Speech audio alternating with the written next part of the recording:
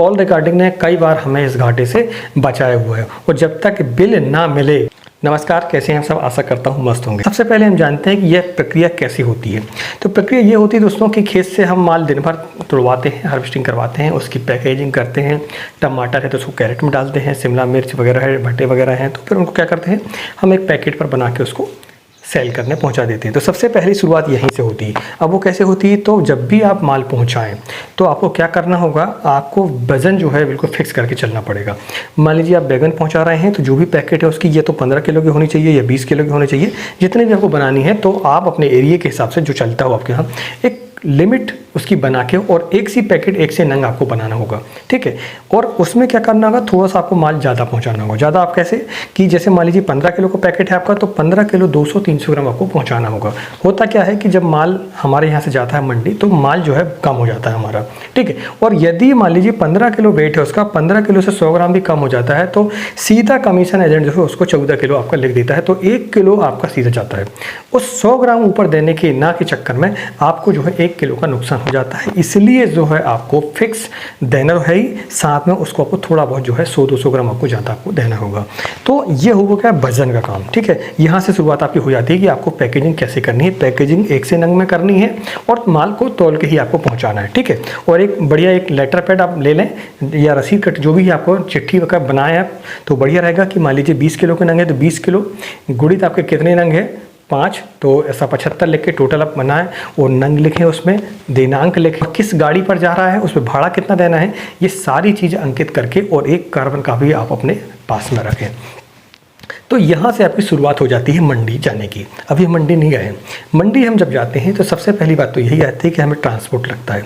तो ट्रांसपोर्ट वाले को फिक्स करें, उसके रेट जो है आप फिक्स करके रखें कि भैया गाड़ी के हिसाब से आप पेमेंट कर रहे हैं या फिर नंग के हिसाब से आप कर रहे हैं। आपके एरिया में जो भी चलता हो तो आपको वो करना होगा, ठीक है। नंग के हिसाब से फिक्स करते हैं तो ज़्यादा ठीक रहता है, और माल ज़्यादा होता है तो फिर गाड़ी के हिसाब से आप सेट कर सकते हैं। सबसे सहूलियत तो यही होती है कि यदि आपको कोई व्यापारी ऐसा मिल जाता है, खासकर टमाटर जैसी फसलों के लिए, कि अगर वो सौदे करके हमारे खेत से ले आता है, तो आपको ना तो ट्रांसपोर्ट लगता है, ना कमीशन लगता है, कुछ भी आपको नहीं देना होता है, और चौके पैसे आपके पास में आते हैं, ठीक है। तो यदि ये हो सकता है तो ये बहुत ही अच्छा है। खासकर टमाटर के किसान जो है वो इस बात को समझें। 4-10 व्यापारियों के नंबर आप रखें पास में, और सभी व्यापारियों को नंबर लगाएं सुबह, और इसके बाद रेट करके उनको माल आप सेल कर दें। तो आपके ये सारे जो खर्चे हैं, ट्रांसपोर्ट का खर्चा आपका, ठीक है, माल उतराई चढ़वाई, कमीशन लगभग 8% लग जाता है। हमारे यहाँ तो 8% लेते हैं, आपके क्या परसेंट लगते हैं आप हमें कमेंट करके जरूर बताएं कि आपके यहाँ मंडी पर जो एजेंट है वो कितना % कमीशन लेते हैं, ठीक है। तो ये रही बात आपकी कमीशन बचाने की। अब इसके बाद ट्रांसपोर्ट का खर्चा आपको बता दिया मैंने। ट्रांसपोर्ट से जब माल हमारा जाता है तो अधिकतर किसान जो है रात में पहुँचाते हैं माल। तो रात में जब माल पहुँचाते हैं तो वो साथ में जाते नहीं हैं, हमारे यहाँ तो नहीं जाता कोई, और सुबह सुबह कभी कभी हम जाते हैं, ठीक है। मैं सिवनी में रहता हूँ, हमारी मंडी के शहर में रहता हूँ मैं, तो मैं सुबह चले जाता हूँ, लेकिन फिर भी हमारे साथ ठगी हो जाती है। वो कैसे होती है मैं आगे आपको इस वीडियो पर बताता हूँ, ठीक है। तो होता क्या, माल हमारा गया, रात में उतर गया, सवेरे 5-6 बजे करीब मंडी लगती है। आपके एरिया के हिसाब से आप बताएं कितने समय आपकी मंडी खुल जाती है। हमारे यहाँ तो लगभग 6 बजे से मंडी स्टार्ट होती है, ठीक है। मंडी स्टार्ट हुई, दलाल आपका 7 से 8 बजे लेट आता है। वो एक मुनीम बैठा रहता है आपका, मुनीम जो है माल पहले ही सेल कर देता है। अधिकतर ये होता है, काफ़ी माल तो हमारा वैसे ही सेल हो जाता है बिना सौदे पर। हमारे यहाँ बिना सौदे पर बोलते कैसे, कि उनके जो आपसी वाले व्यापारी होते हैं वो माल उठाए और ले आए, बाद में जब दलाल आएगा उसके समय के जो रेट रहेंगे वो आपको लगा के बिल में वो दे देगा, ठीक है। एक बात ये होती है, जब शॉर्टेज होता है, माल कम रहता है, तो फिर बोलियाँ लगती है। वो बहुत ही कम चांस होते हैं बोली लगने के। हमारी छोटी मंडियों पर की हम बात कर रहे हैं, तो अधिकतर मंडियों पर बोली नहीं लगती हैं।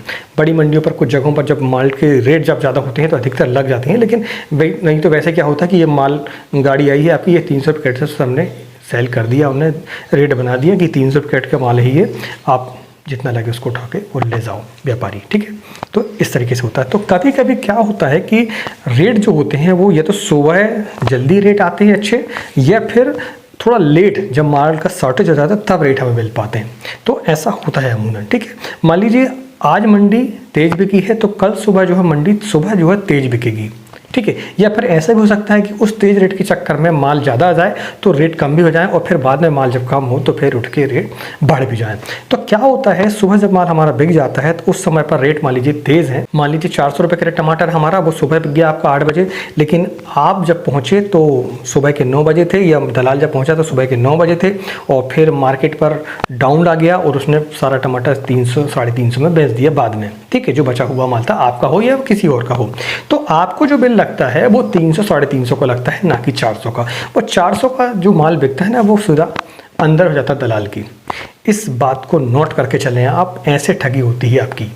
आपको कायदे से ये करना चाहिए, यदि हो सके संभव तो आप, यदि छोटे किसान हैं, आपके पास कम माल होता है, सप्ताह में 1 बार 2 बार, तो ज़रूर मंडी जाएं और सुबह जाएं, साथ में जाएं, ठीक है। माल बिकने के पहले आप जाएंगे तो आपके सामने जब माल बिकेगा तो आपको थोड़ी सी बचत हो जाती है। दोस्तों, बहुत मेहनत का पैसा है किसान का, इससे बचाना हमारा ही कर्तव्य है, ठीक है। तो ये हो गया।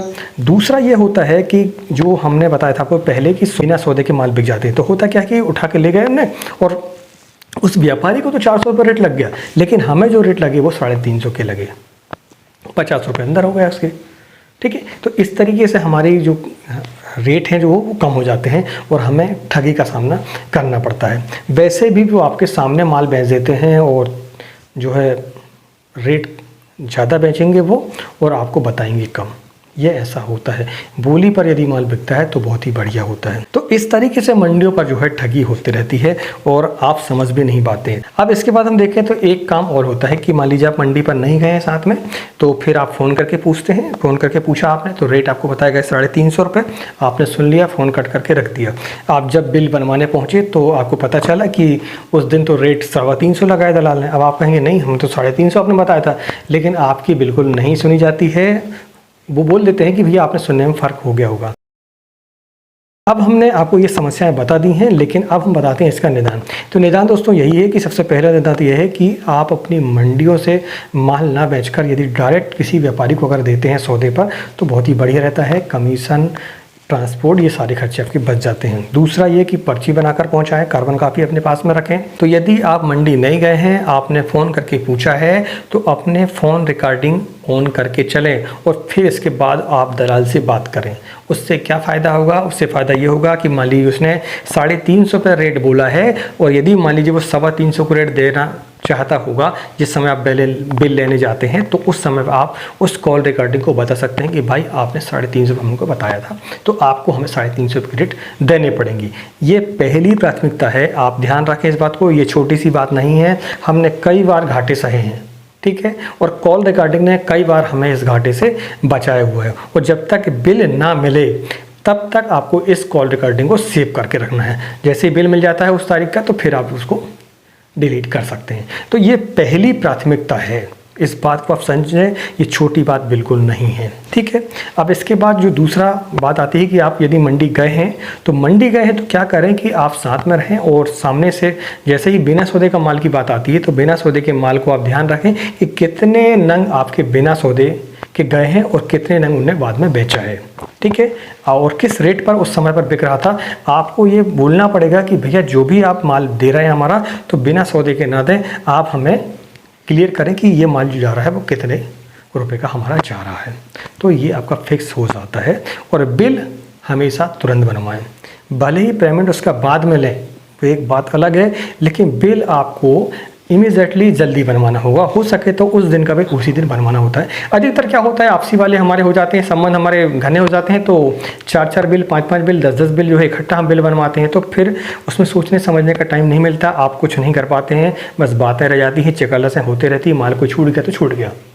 तो इस बात को आप समझें कि भैया पैसे आप बाद में दे दें हमें, लेकिन हमारा जो बिल है आप व्हाट्सएप पर हमें जो है सेंड कर दें। आप नहीं भी गए हैं तो भैया 12 बजे जैसे ही माल बिकता है हमारा, तो आप हमारा जो बिल है वो बना के और आप हमें नंबर पर हमारे सेंड कर दें, तो हम तुरंत क्लियर करके उसको फिर बता सकते हैं कि भाई ये काम है और ये ज़्यादा है। तो दोस्तों इस तरीके से आप अपने जो ठगी है उसको रोक सकते हैं। और किसान का पैसा बहुत मेहनत का पैसा है। और आपके एरिया पर अभी टमाटर के रेट क्या चल रहे हैं आप हमें कमेंट करके ज़रूर बताएं। और यदि आपका कोई सुझाव हो, कोई सलाह हो तो इस चैनल के लिए तो आप ज़रूर लिखें, हम उसका जवाब ज़रूर देंगे। मिलते हैं एक नई वीडियो में एक नई जानकारी के साथ, तब तक नमस्कार। जय हिंद, जय किसान, जय जवान।